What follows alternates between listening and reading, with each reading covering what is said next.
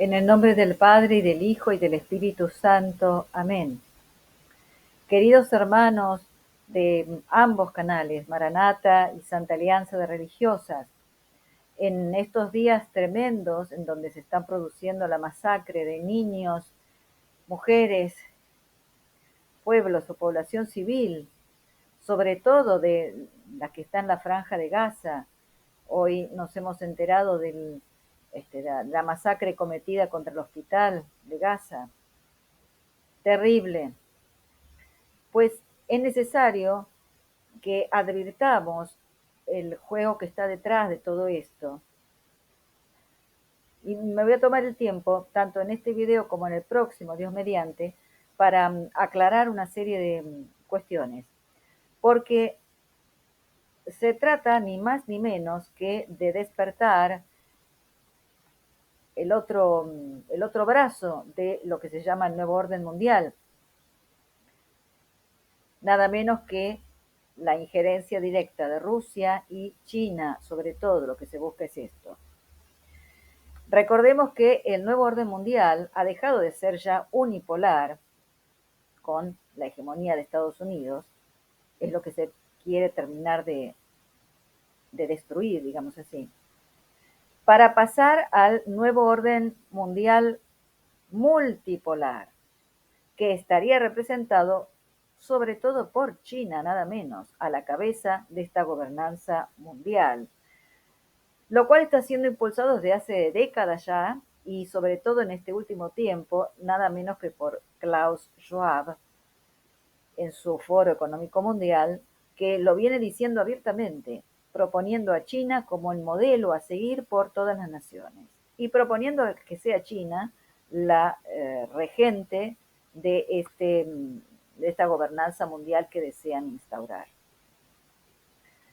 Vamos a ver un poquito cómo entra a jugar Rusia, y sobre todo el Congreso Fundacional del Movimiento Internacional de Rusófilos.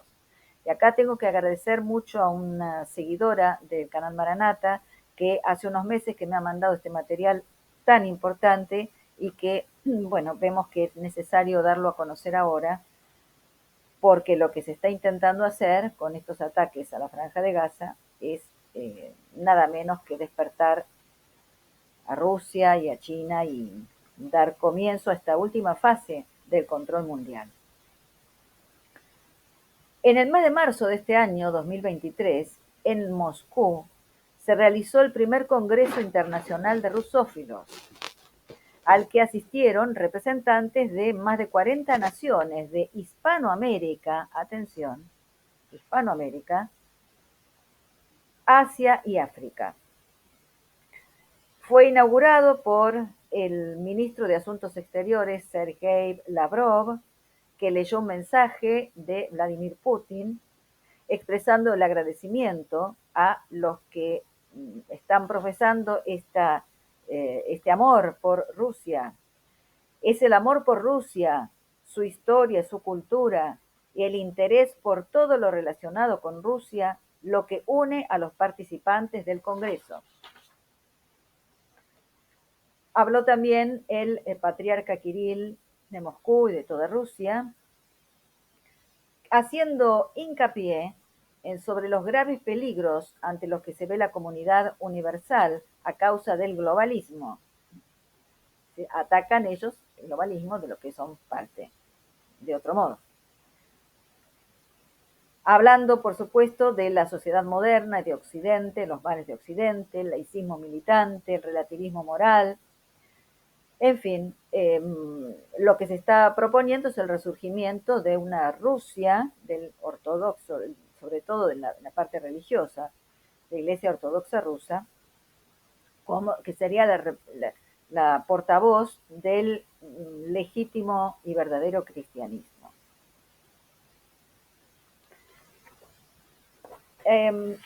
Debemos decir también que hay grandes personalidades, importantes personalidades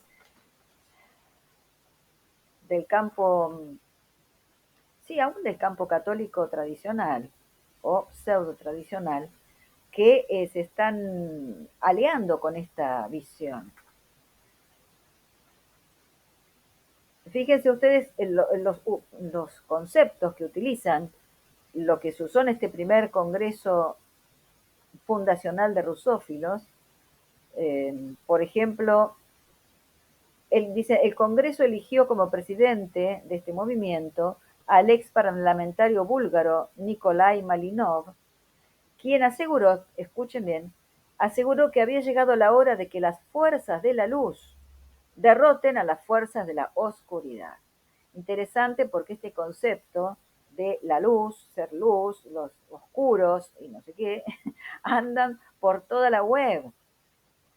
Utilizan estas mismas expresiones. Las fuerzas de la luz representadas, estarían representadas en este movimiento rusófilo, contra las fuerzas de la oscuridad.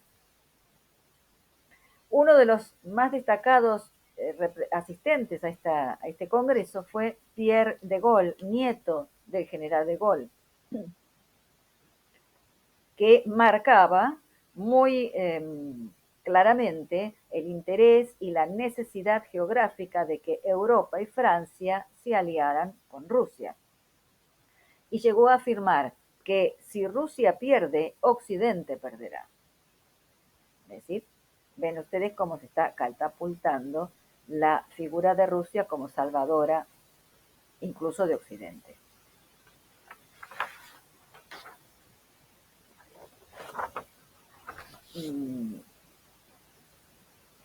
Hay quien, no lo voy a nombrar porque es muy conocido, y la verdad, sinceramente, no solo yo, sino deseosos de que se haga un viraje real hacia la fe católica en serio, denunciando no solamente lo que ha ocurrido en el Vaticano II, sino el tema de la usurpación de la sede de Pedro a partir de la muerte del Papa Pío XII.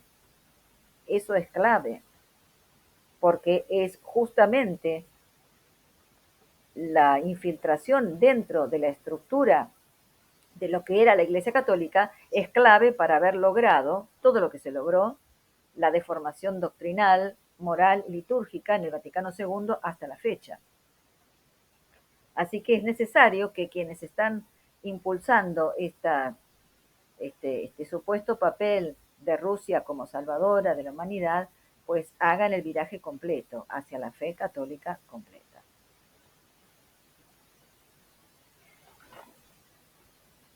Interesante que se presentan conceptos como el de promover las relaciones de amistad con Rusia, de Rusia con todos los pueblos, según el principio de multipolaridad, que es la mejor manera de combatir el unipolarismo globalista. Fíjense, la multipolaridad se está presentando como una panacea, como el remedio para contrarrestar este unipolarismo globalista. Pero repetimos, en realidad es parte del mismo proceso. Son como como los brazos de la tenaza que van apretando y haciendo estragos. Son dos cosas, dos caras de la misma moneda. Se ha llamado también en repetidas oportunidades a una acción que involucre a todos los pueblos libres, rechazando con iniciativas comunes los puntos programáticos de la Agenda 2030 y del Gran Reset, el gran reinicio. Habría que hacer, según estas personalidades, una unión de todos los pueblos libres y, por supuesto, se aplaude esta iniciativa rusófila como un gran remedio para ello. En fin, debemos saber que se trata, como dijimos recién, de los brazos de la tenaza. Los dos confluyen en un mismo objetivo.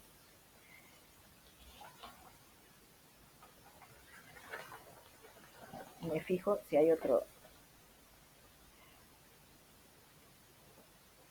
Fíjense acá, a la cabeza de este gobierno mundial multipolar estaría entonces China, quieren catapultar la China.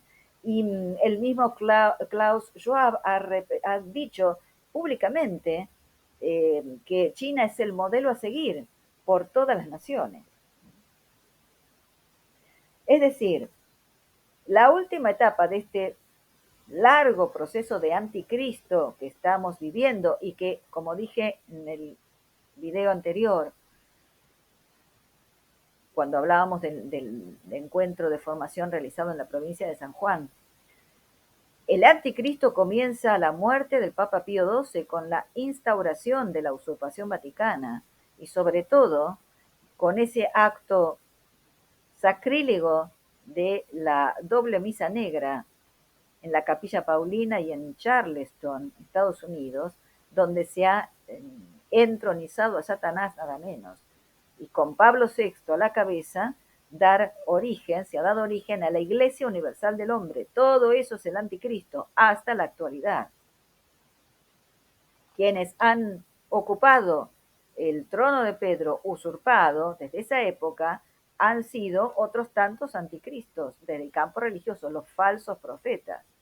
El último ya sabemos que está devastando todo, Bergoglio. Está haciendo la última operación. Es así entonces que el comunismo en realidad nunca ha sido vencido, se ha disfrazado de otras cosas, pero continúa activo y está expresado actualmente en China.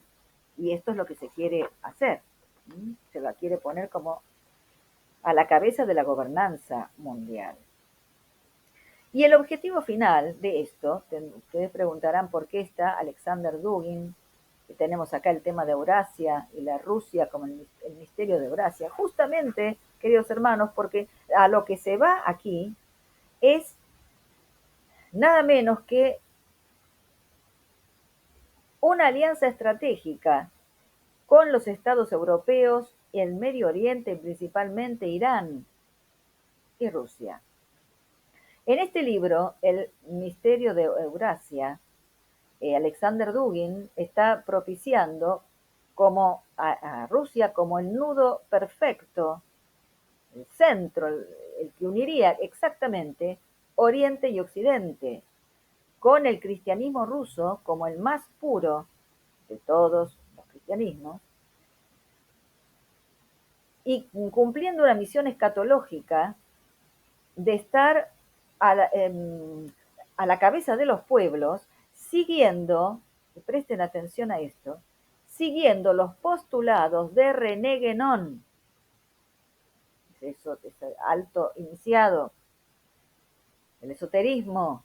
Recuerden que René Guénon fue iniciado, formó parte de la orden martinista, terrible, una de las más luciferinas, también de la iglesia gnóstica y más tarde del rito escocés antiguo y aceptado. Y están trabajando, todos estos personajes están trabajando en el concepto de una tradición primordial que uniría a todos los pueblos. Falsa tradición primordial, en donde nuestro Señor Jesucristo queda diluido, cuando es justamente el fin de la verdadera tradición primordial, la del Génesis. Pongo enemistad entre ti y la mujer, entre su linaje y el tuyo. Ella te aplastará la cabeza, mientras tú acechas su calcañar. Esa es la tradición primordial. El Redentor prometido y esperado por los pueblos, por los descendientes de Adán, luego todos los patriarcas antediluvianos, postdiluvianos, el pacto con Noé.